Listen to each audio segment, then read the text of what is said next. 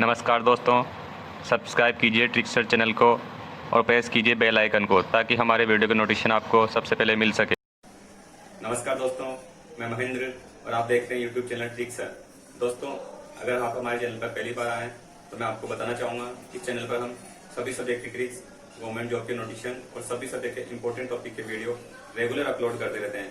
अगर आप हमारे वीडियो देखना चाहते हैं, अच्छी अच्छी ट्रिक जानना चाहते हैं और हमसे जुड़े रहना चाहते हैं तो वीडियो के नीचे दिए गए रेड कलर के सब्सक्राइब बटन को दबाकर चैनल को सब्सक्राइब कर लीजिए ताकि हमारे आने वाले वीडियो की नोटिफिकेशन आपको सबसे पहले मिल सके। तो चलिए शुरू करते हैं आज की क्लास। दोस्तों, आज की क्लास संख्याओं के प्रकार के बारे में है। ये छोटी क्लास के बच्चों के लिए, कंपटीशन के विद्यार्थियों के लिए, सभी के लिए अत्यंत महत्वपूर्ण है। इस पर प्रश्न आ सकता है, कई बार आ भी चुका है। तो चलिए हम देख लेते हैं संख्याओं के प्रकार, संख्याएं किस किस तरह की होती है। तो सबसे पहले लेते हैं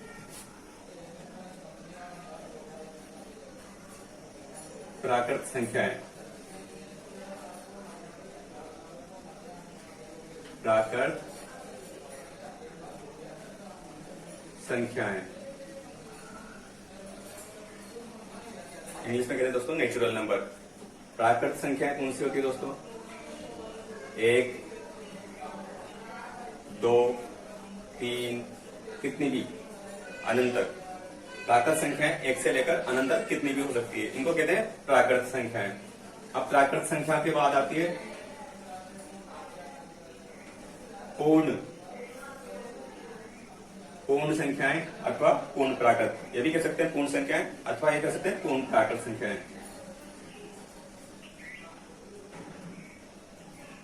पूर्ण प्राकृत,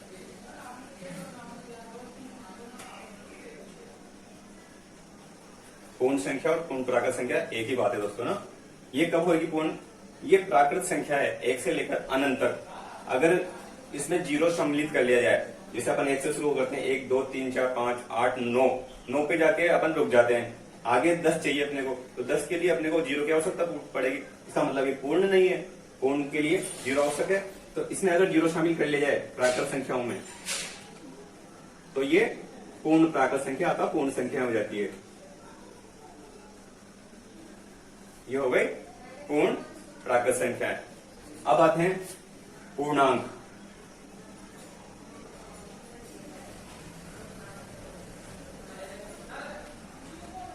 पूर्णांक दोस्तों, अभी तक हमने जो भी संख्या ली वो केवल धनात्मक संख्या है, पॉजिटिव संख्या। अब संख्याएं नेगेटिव भी होती है, ऋणात्मक भी होती है। तो पूर्णांक का मतलब हो गया दोस्तों, शब्द से पता चल रहा है अपने को, पूर्ण प्लस अंक, मतलब पूरे अंक। ये तो पूरे है ही नहीं, ये आधे इसलिए क्योंकि ये केवल धनात्मक है, संख्या ऋणात्मक भी होती है। तो पूर्णांक कैसे होंगे दोस्तों? -3, -2, -1, 0, 1, 2, 3, इधर भी अनंत तक तो इधर भी अनंत तक, कितने भी हो सकते हैं। ये है पूर्णांक। अब आते हैं हमारे सम संख्याएं। सम संख्याएं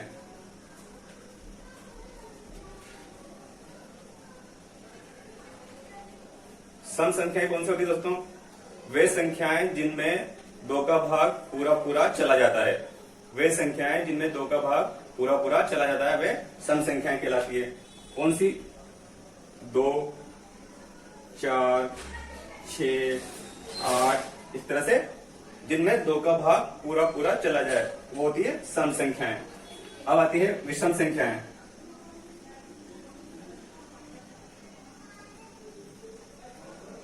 विषम संख्याएं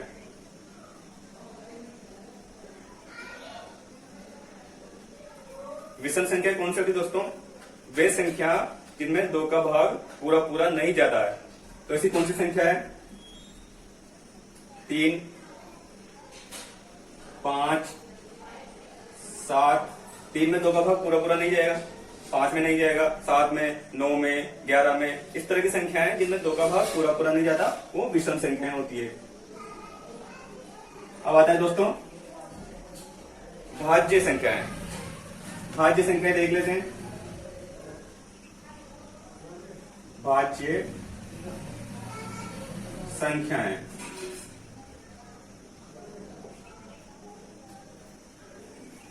भाज्य संख्याएं कौन सी होती है दोस्तों?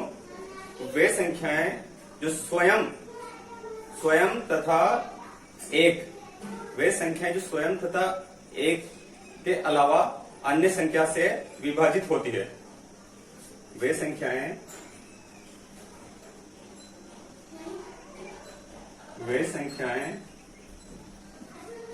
जो स्वयं तथा एक के अलावा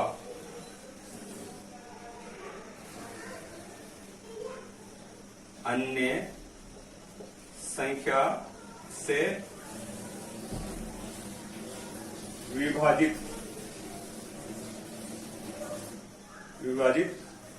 हो। तो ऐसी संख्या कौन सी है दोस्तों? क्या एक हो सकती है? नहीं, एक के अलावा लेनी है। दो ऐसी क्या? चलो देख लेते हैं। दो, एक के अलावा, एक तथा स्वयं के अलावा, स्वयं तथा एक के अलावा किसी और संख्या से विभाजित हो रहा है कि दो? नहीं हो रहा है। तीन ले लेते हैं। तीन क्या एक और स्वयं के अलावा किसी संख्या से विभाजित है क्या? नहीं है। तो फिर क्या है? चार। तो यहां पे क्या आ जाएगा दोस्तों? चार। चार देखो, एक और स्वयं चार के अलावा दो से विभाजित है दो से विभाजित, दो का भाग देंगे, दो बार चला जाएगा। तो ये मतलब भाज्य संख्या। अब एक बार एग्जाम में प्रश्न आया था, सबसे छोटी भाज्य संख्या कौन सी है? तो कुछ लोगों ने दो टिक कर दिया था, जबकि सबसे छोटी भाज्य संख्या चार है। इसी तरह चार के अलावा छह में तीन का भाग चला जाता है। इस तरह से कई सारी संख्या है। आगे 8 ले लो, ये भी भाज्य संख्या है। 9 ले लो, भाज्य संख्या है। 10, ये मतलब कि अपने को याद रखना है, स्वयं तथा एक के अलावा अन्य संख्या से विभाजित होती हो वे भाज्य संख्याएं। ये होगी भाज्य संख्याएं। अब आती है अभाज्य संख्याएं।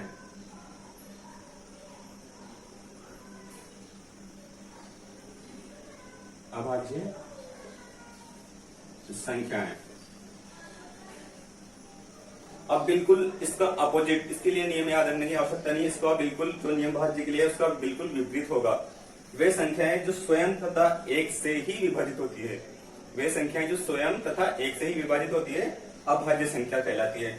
जैसे एक स्वयं से विभाजित होगा, है ना, और एक से विभाजित होगा।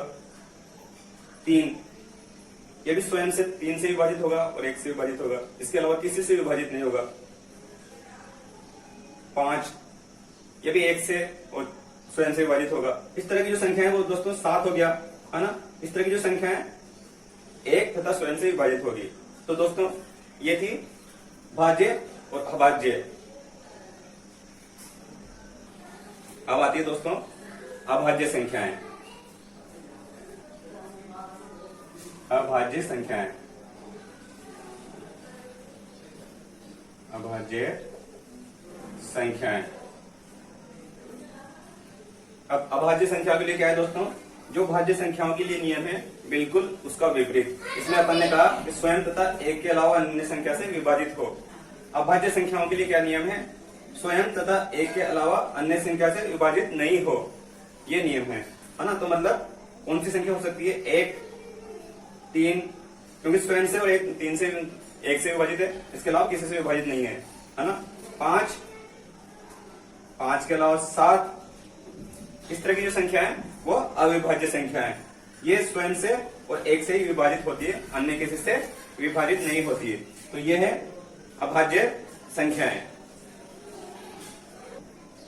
दोस्तों ये होगी भाज्य संख्याएं। अब पढ़ेंगे अभाज्य संख्याएं। अभाज्य संख्याएं।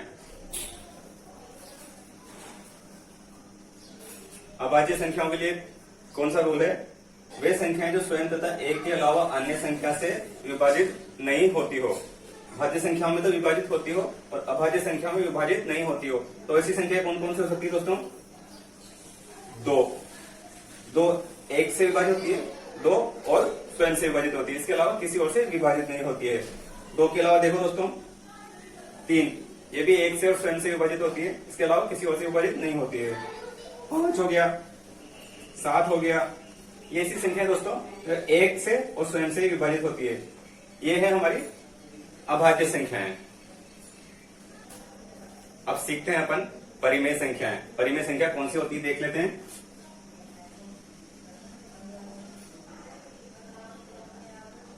परिमेय संख्याएं दोस्तों, परिमेय संख्या वो होती है जो a बटा बी के रूप में व्यक्त की जाए। वे संख्याएं जो a बटा बी के रूप में, वे संख्याएं जो a बटा बी के रूप में व्यक्त की जा सके, जहां पर a तथा b पूर्णांक है, पूर्णांक अर्थात पूर्ण अंक, और b not equal to 0। b 0 नहीं हो सकता। अगर b 0 होगा तो फिर अनंत हो जाएगा। इसका मतलब किसी भी संख्या में 0 का भाग देते हैं तो क्या होगा दोस्तों? अनंत। तो b 0 नहीं हो सकता। तो कौन कौन सी संख्या हो सकती है दोस्तों? परिमेय संख्या है। जैसे हो गया 3 बटा 8, इसको अपन a बटा b के रूप में लिख सकते हैं। यहां हो गया 8। अब दोस्तों ये पूर्णांक, आप कहें ये परिमेय संख्या कैसे है, तो इसको अपन इस तरह से भी तो लिख सकते हैं। इसका अर्थ क्या हो गया दोस्तों? एक बात ध्यान रखना, सभी पूर्ण संख्याएं परिमेय संख्याएं होती है। सभी पूर्ण संख्याएं परिमेय संख्या होती है। 8, 9, 10, 11, 12 कितना भी, सभी परिमेय संख्या होती है। अब आ गया पॉइंट वाली संख्या 3.7, ये भी परिमेय संख्या है। अब आप कहेंगे कैसे? अगर अपन इसका पॉइंट हटा दे तो इसको लिख सकते हैं अपन 37 बटा 10 हो गया a बटा b का रूप। इसलिए ये भी पॉइंट की संख्या भी परिमेय संख्या होती है। अब ले लेते हैं उदाहरण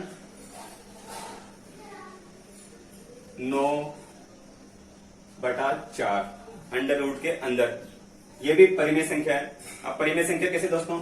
इसको लिख सकते हैं, रूट 9 का क्या हो गया 3 और रूट 4 का 2, तो हुई ना a बटा b के रूप में। तो ये भी परिमेय संख्या है। इस तरह की संख्या दोस्तों परिमेय संख्या होती है। अब लेते हैं अपन अपरिमेय संख्याएं।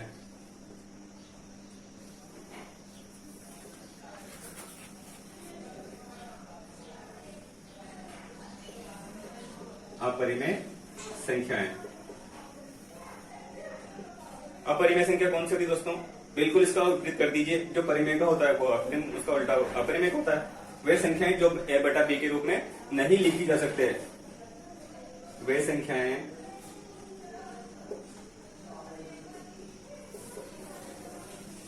जो a बटा b के रूप में व्यक्त नहीं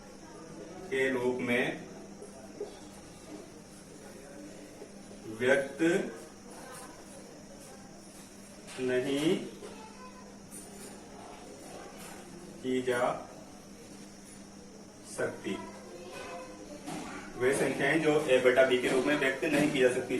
जैसे हो गया दोस्तों रूट 3, इसको a बटा b के रूप में नहीं लिख सकते। आप 1 भी लगा दोगे तो a बटा b का रूप नहीं होगा, रूट a बटा b का रूप हुआ, इसलिए यह भी अपरिमेय संख्या है। इसी तरह रूट 7 अपॉन 2, ये भी अपरिमेय संख्या है, रूट a हो गया यहाँ पे। इसी तरह से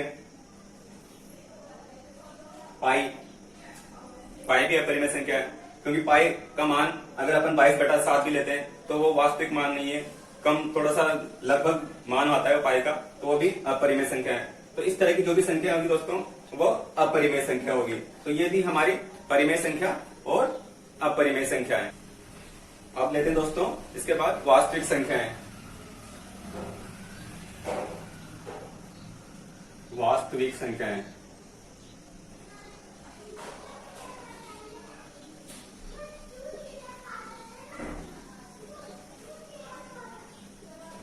वास्तविक संख्या कौन सी होती है दोस्तों? सभी परिमेय संख्या और सभी अपरिमेय संख्या। मतलब क्या हो गया? वास्तविक संख्याएं कौन कौन सी होती है? सभी परिमेय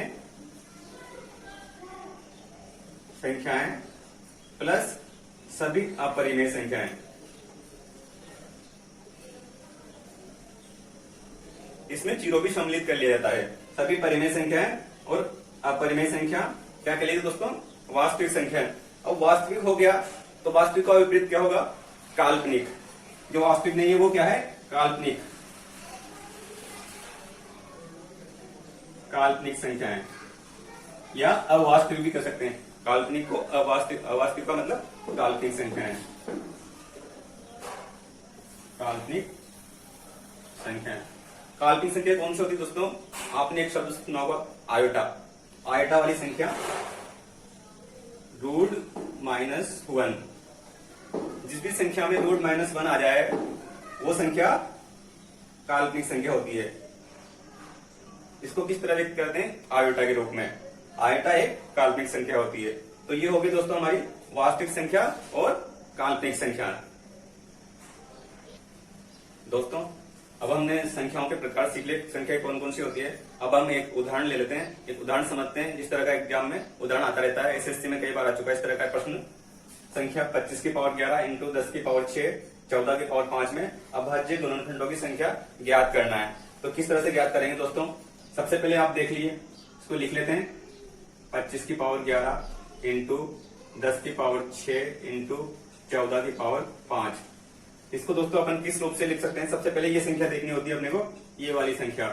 इसको किस तरह से लिख सकते हैं? इसके गुणनखंड 25 को लिख सकते हैं अपन 5 इंटू 5 की पावर 11 इंटू 10 को लिख सकते हैं अपन 2 इंटू 5 की पावर 6 इंटू 14 को लिख सकते हैं दोस्तों 2 इंटू 7, इसकी पावर हो गई 5।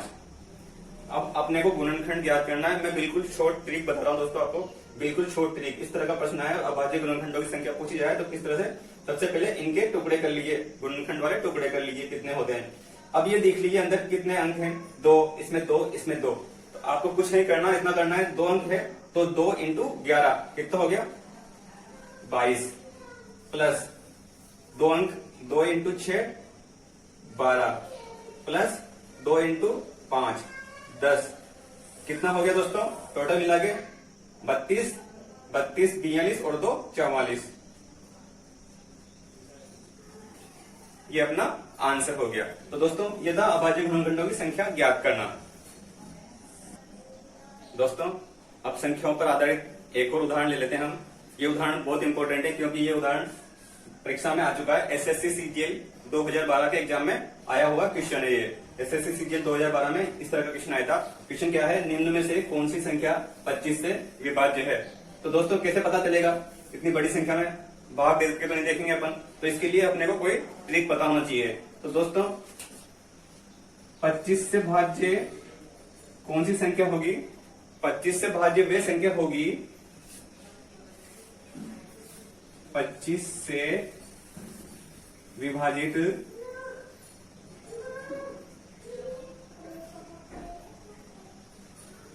होने वाली